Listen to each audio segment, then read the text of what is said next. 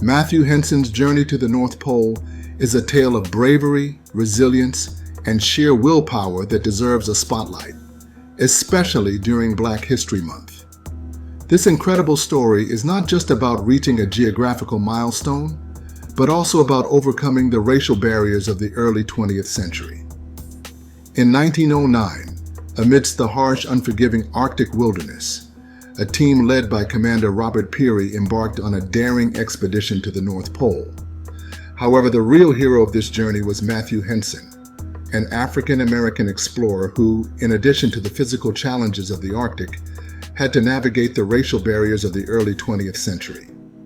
His contributions, despite these unique challenges, remained overshadowed for decades.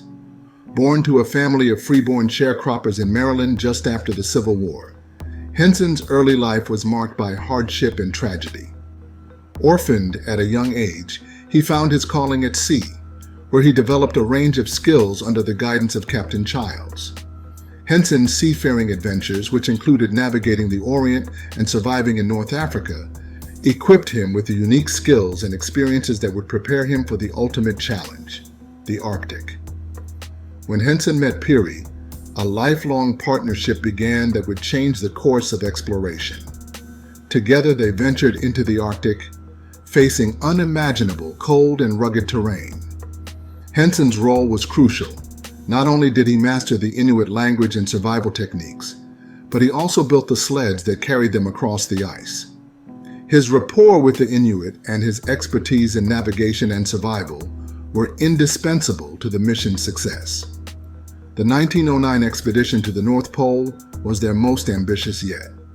As the team dwindled, only a handful, including Henson, remained to make the final push to the pole. Henson, leading the last leg of the journey, was arguably the first to arrive at the top of the world, a fact that remained controversial due to the racial dynamics of the time, adding a layer of intrigue and drama to his remarkable journey. Peary received many accolades upon their return, while Henson's role was minimized. It wasn't until much later that Henson began to receive the recognition he deserved. In 1937, his contributions to the discovery of the North Pole were finally recognized. The Explorers Club of New York made him an honorary member. A few years later, in 1946, Henson was awarded a medal identical to the one given to Peary by the U.S. Navy. In 1954, he was invited to the White House by President Dwight Eisenhower to receive a special commendation for his early work as an explorer on behalf of the United States of America. Henson died the following year, on March 9, 1955. Though he was buried in Woodlawn Cemetery in the Bronx, New York, on April 6, 1988, his remains, along with his wife's, were relocated to Arlington National Cemetery.